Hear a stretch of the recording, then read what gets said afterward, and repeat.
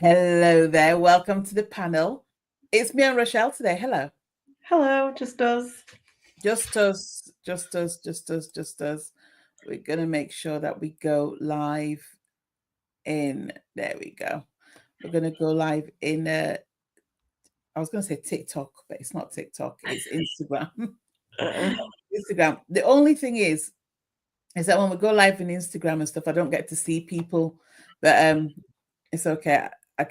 Yeah, it's okay. We can see each other. I'll go live in. I tell you what, Rochelle won't be able to see Instagram, but she'll be able to see YouTube. So I'm gonna say any comments where we're gonna go. So like if we put all our comments here and then they just go on stage. There you go. So Rochelle will be able to see anything that you put on YouTube, and I'll be able to see whatever you put on Instagram. No. There you go.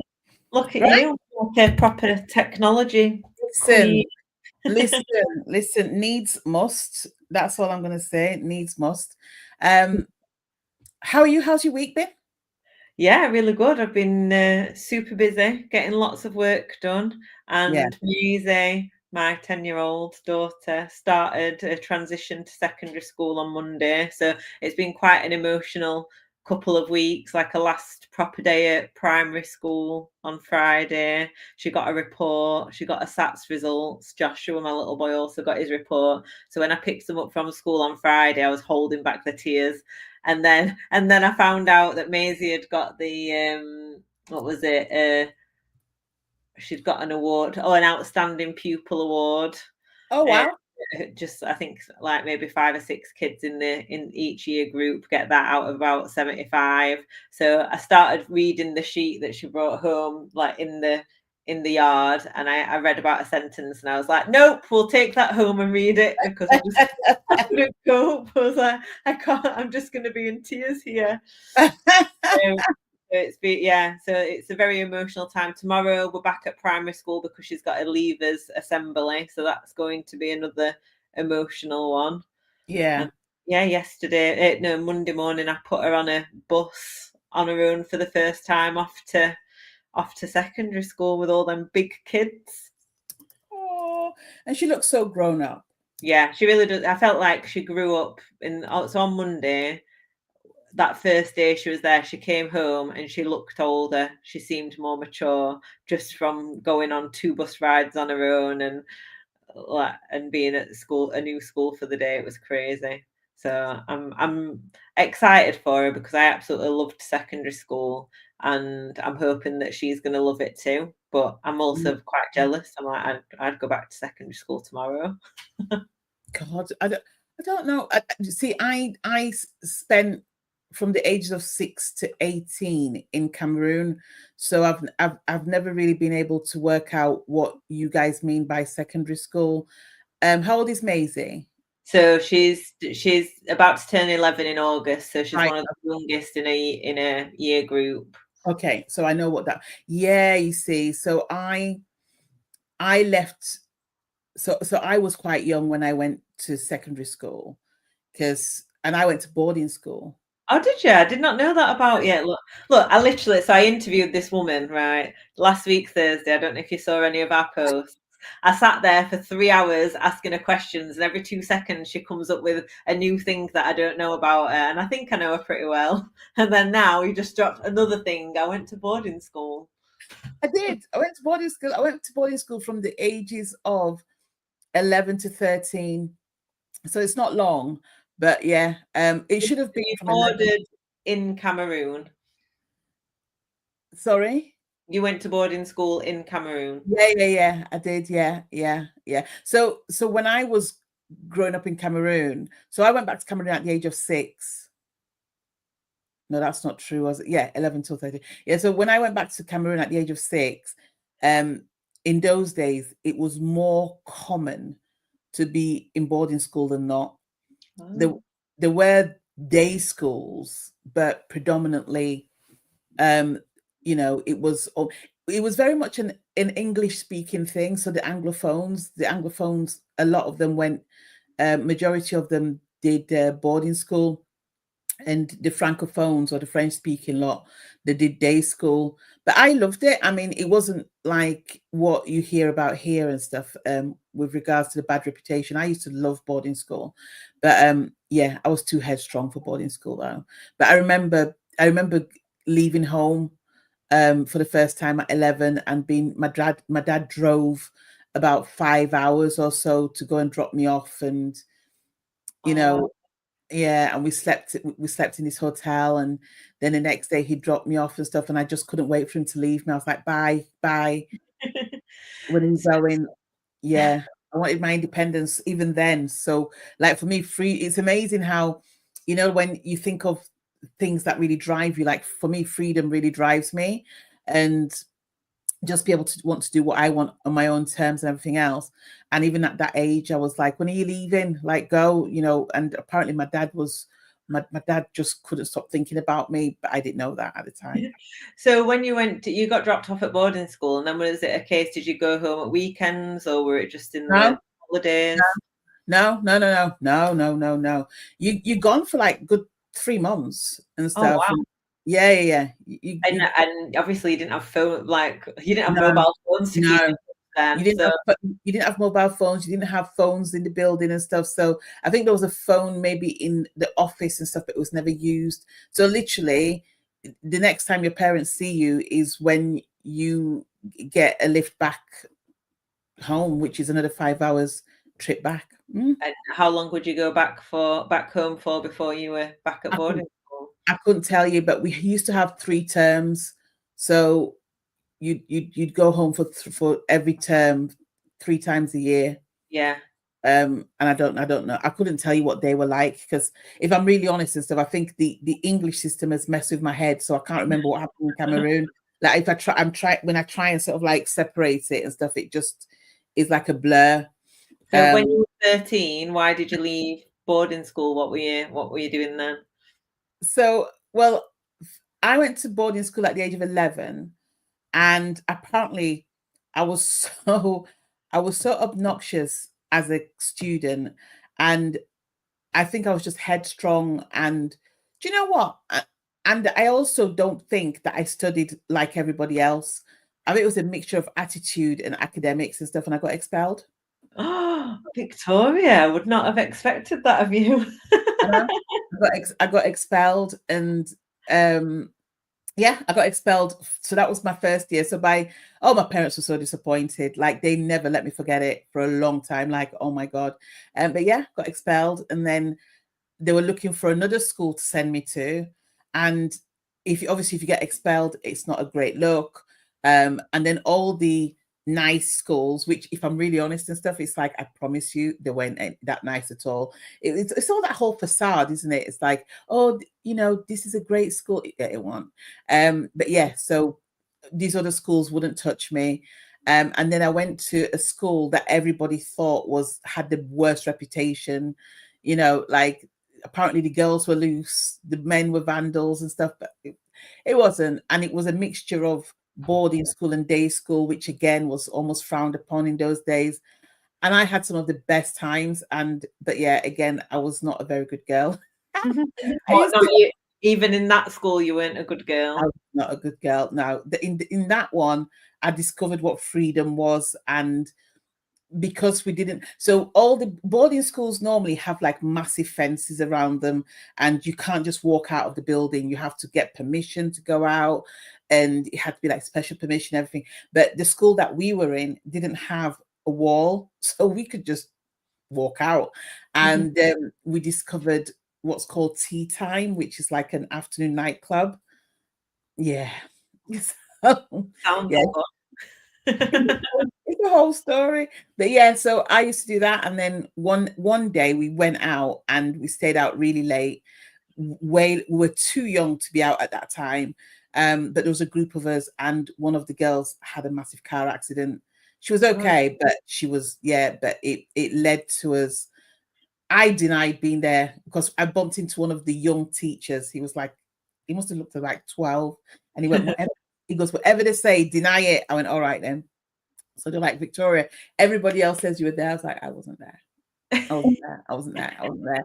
And so everybody else got expelled, and I they withheld my report card. So at the end of every term, you get a report card, and they withheld my report card, and I had to go home without my report card. I didn't say anything to my mum, and my mum was like, "Where's your report card?" And my dad as well. My mum more like more than my dad. I think my dad just left my mum to deal with it. And my mum's like, "Where's your report card?" I don't know. I don't know. And then my mum drove 5 hours away again to this place. And the person who owned the school was a friend of hers. And he sat her down and he goes, "Mary, let me tell what your daughter's been up to." And my mum came home. She never said a word. Like, you know, when you're going to get a proper roller kit, nothing. She never said a word. And then when it came time to go back to boarding school, it's like amazing because you're so excited to be going to see your friends again. I had a crush on a boy there. I was so excited. And I sent him my list. I gave my list to my mom. And it was a list of like your toiletries, your snacks, your luxuries. And my mom looks at it and she goes, "What's this for?" I went, "Oh, it's for my trunk." And my mom goes, "Yeah, you ain't going back there." Oh. So she waited until you were like excited and all ready to go back to even tell you. Yeah, I was heartbroken. I cried. I begged. My mum was like, "You think you can go to a different town and play truant and I wouldn't know?" And stuff like, yeah. That's when I learned that my mum was a badass. I was like, "Oh, So yeah." what for you, like what changed? Because obviously I know you went to university and you became this like super successful project management person, but you went from this like naughty girl not behaving to I don't think I was naughty. I think I just want, again, freedom. I just wanted to do things because I could. I wanted to try things out. And it's not like we were drinking alcohol or, you know, going out or even talking to boys. It was just going out. It was just time. yeah, just going out and just experiencing stuff. I can't even say it was a good time. It was just like just going out and experiencing stuff that was different and stuff. It was nothing, you know. I definitely wasn't a bad girl and stuff. Like it was just, but yeah, it was obviously frowned upon, and then obviously in those days your parents think of all sorts of things that you do. And then what was so worst was there was one girl who didn't come out with us, and our parents were friends. And whilst I got given a final warning, so I didn't get expelled because I denied everything. And because I spoke really well as well, I got away with a lot. But this other girl who was supposedly really good, she got pregnant. I know. That teenage You're pregnancy. not filling me with confidence like about Maisie and like I'm so worried for her. Like just this little girl going off to secondary school, but she's at school, she's such a good girl. She really holds everything together, like probably too Too much. much. She didn't want to get into trouble. And I think I was probably very similar. Like I never got a detention. I certainly didn't get expelled, didn't even get a detention. I certainly did not get expelled. I love it. Oh my God. I don't even know what it like. I would have cried if I'd have just got a detention. I would have really cried. And And yeah. I can remember a few times getting told off by the teacher, and like even like once was in nursery. I can't remember what I did, but I can remember the pain that I felt from getting into trouble. And then again in reception. Then I don't think I got told off again until year 6 after reception. So from being like 5 up until being about 11, I didn't get told off again. And then I think I got told off a couple of times in secondary school, and each time I was just felt so emotional and like I was the worst person in the world for. And it was only little things like just talking when I weren't supposed to. It weren't anything. It weren't anything major. But yeah, I really loved my experience, especially like those 14, 15, 16, like the friends that I made, like some of them friends I'm still friends with now. And Mm. I think because of that experience that I had, that's all I've ever wanted for my children. Like I hear so many kids that hate school, hate reading, hate learning, like don't have a good experience. And because I had that amazing experience, I'm like, I just want my children to be able to go and do that. But I also know that it only takes like one horrible kid to completely ruin someone's experience of school, or what, like it only takes one little thing to change that. So I am very aware and nervous but also excited. Yeah, but you know what though? It's like, so I got bullied in school. I got bullied, especially in the first boarding school that I went to. I got bullied quite a bit and stuff. But do you know what? And when I say I got bullied quite a bit, like I remember there was one girl who wanted two bananas, and I was handing out bananas, and I said, "You're only allowed one." And then when they took over, so they were like in Form 4, so that's just the year below GCSEs here.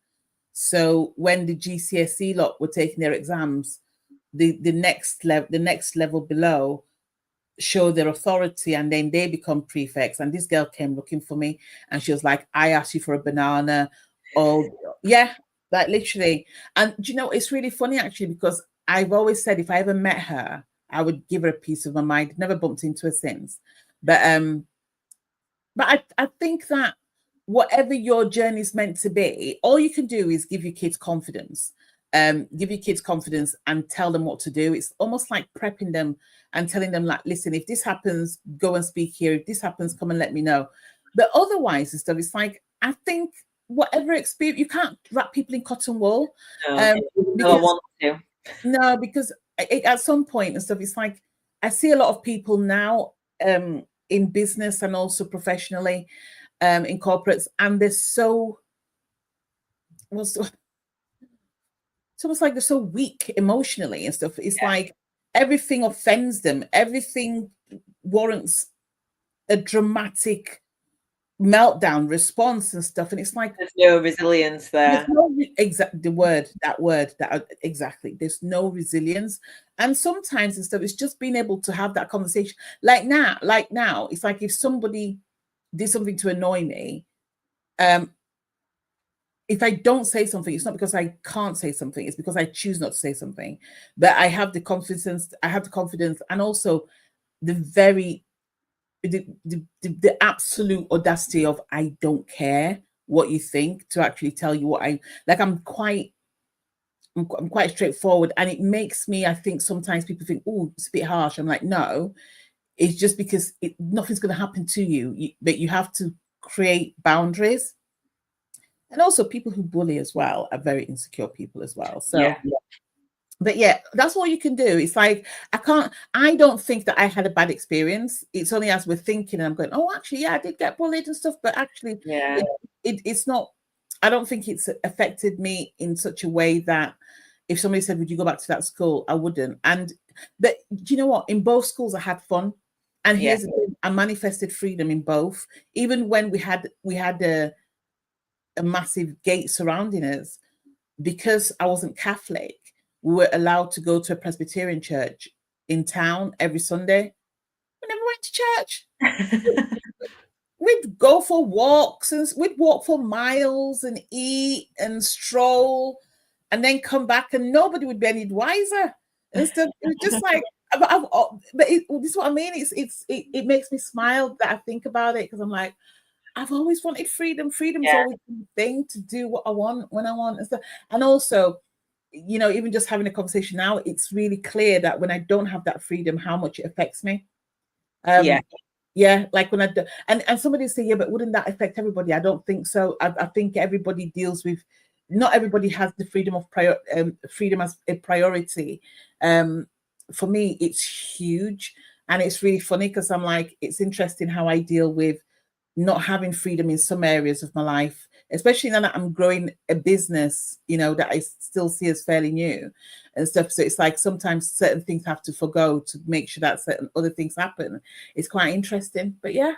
Yeah, I think different people have a different idea, I suppose, of what freedom means to them. Like, I don't know if you've seen that picture that pops up on social media sometimes, and it's like a tiger or something in captivity, and then a tiger roaming free in the wild. But it's like in captivity, you're given food, like you're looked after, you've got all these luxuries, and in the free world where it's roaming free, you've got to go out and you've got to capture your own food, and you're going like, well, which one do you actually, which version of freedom do you want? Do you want everything handed to you on a plate and to feel safe and looked after, or do you want that freedom of being able to roam and go where you want? Because I think like running running a business, I think like one of the reasons I got into business was because when I was looking for a full-time job, there was nothing I could do that fit in with, like, as a single parent at the time, like I wouldn't have been able to take the kids to even to like a breakfast club or anything, and after school club I couldn't physically fit in that full-time job. It just Yeah.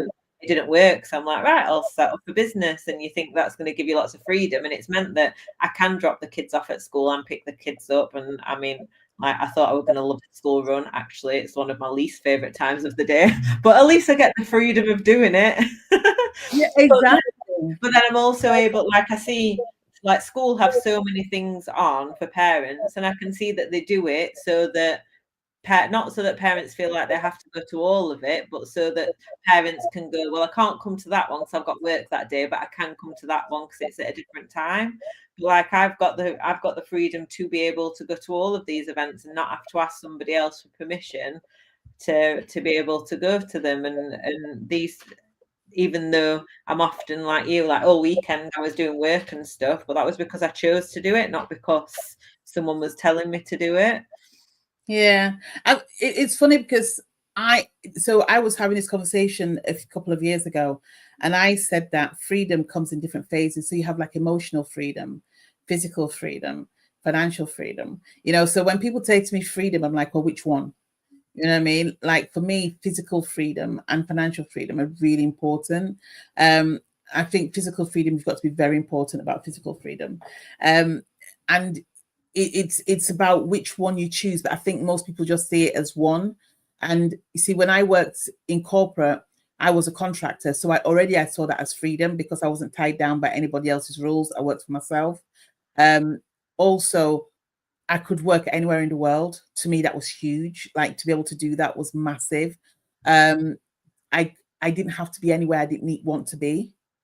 Again, massive. So there's all these different elements and stuff. But yeah, freedom for me has been really important, and it makes me smile that when I think of God, almost 40 years ago, that was still important to me then.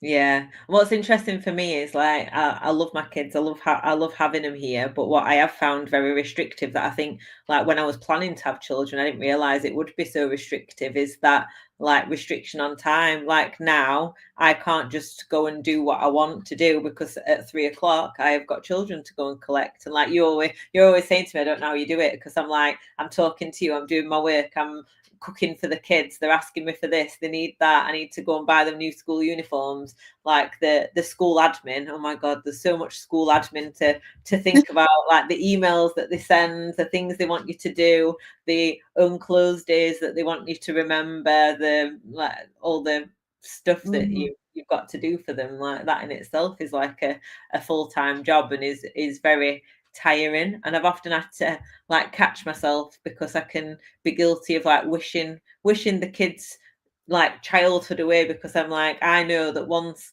those kids are off to university and doing their own thing, I'm like, I'm going to be traveling the world, I'm going to be doing what I want, like all these. That's what you think and stuff. It's like it doesn't change, and I don't, I don't think it changes. I think it's just a different dynamic. But yeah, it's I'll funny. be taking them with me. Yeah, well, funny enough, I'm thinking of Caroline Strawson, and she's got two kids, and she's made millions in her business. And when she goes away, she takes her kids with her most of the time and stuff. And like, it's not. I don't think it's that simple. I think you Yeah. just keep on embodying it. But you don't do too badly, especially with your social life, though. It's like Yeah.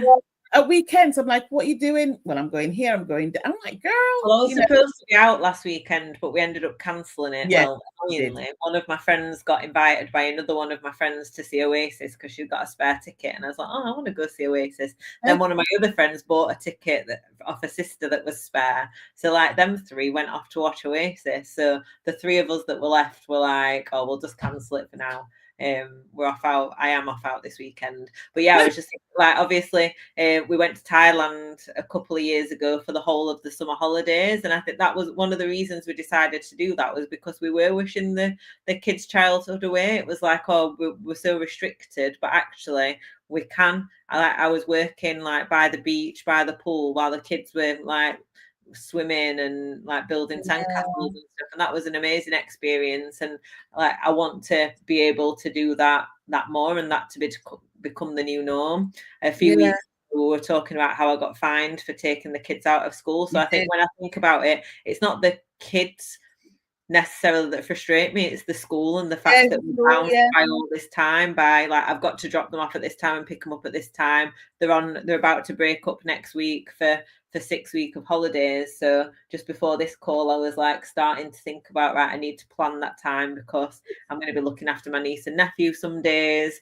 Like I want to, like they've not got many summer holidays left. Like, so it's like making sure that we're spending them, like that I'm not just ignoring them for work, and that they're not spending way too much time on the devices. We're actually going out doing nice stuff together and making the most of it.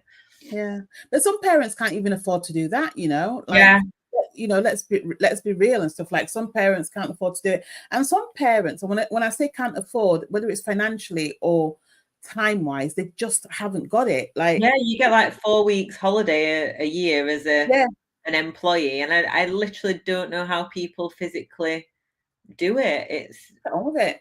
It sounds impossible, and that's where I'm glad that I don't have to be restricted by that. I think sorry, I think it's I just think people just put up with it as in guilt. Does that make sense? Like, fine, you're gonna be, because I've seen it before where even my sister sometimes, but my sister works, she contracts, but she's not always contracted, and sometimes and stuff, it's like you can't take the kids anywhere because, you know, my sister's got 4 kids as well, so it's like when you think of taking the kids out, it's hundreds of pounds that go if you've got 4 kids and everything else. And then sometimes it's just like, do you know what, we're at home, find a way. You can have sleepovers, you can have, but there's only so many sleepovers you can have, do you know what I mean, and stuff. So it's like sometimes you have the guilt as well, but I think people just make it work. And again, I think everybody has that experience in life that makes them the person that they become, like that stronger person, that more resilient person. I don't think it's the end of the world if you don't go on holiday. We never went on holiday as children. Yeah, and and I think, like, thinking back to my childhood now and some of the summer holidays, like my mum always worked over the summer holidays. She'd have some days off, and we're planning trips to like the zoo and to the beach and stuff like that. But overall, she worked a lot of it. But I remember having like a few weeks where my cousin who lived in London came up to Sheffield, and then her mum was going back down, and she was like, "Can I stay?" And she just stayed for 3 weeks, and then we went back down to London. I went back down with her, and we spent some time in London. And like they're great memories. That like we went on holiday all summer, and I probably went on more holidays as I was a teenager, but like as a younger child, I hardly ever went on holiday. And whereas my kids have been spoilt with holidays and they don't appreciate it. And I'm trying to I'm like, look, you don't realize how lucky you are, like to spend 6 weeks in Thailand. Like you go on holiday at least once every single year, and you complain about things, and like but it's not that it's your fault, because to be fair, you've decided to take them on holiday because you want to go on holiday. And so it's like, to them, they could have been in the back garden playing for the rest of their lives and they wouldn't know any difference and stuff. And it's like, but then they come back and then they're like, when are we going on holiday again? And they do love it. They just did it. I suppose it's like, I want them to enjoy the holiday in the way that I feel they should enjoy a holiday.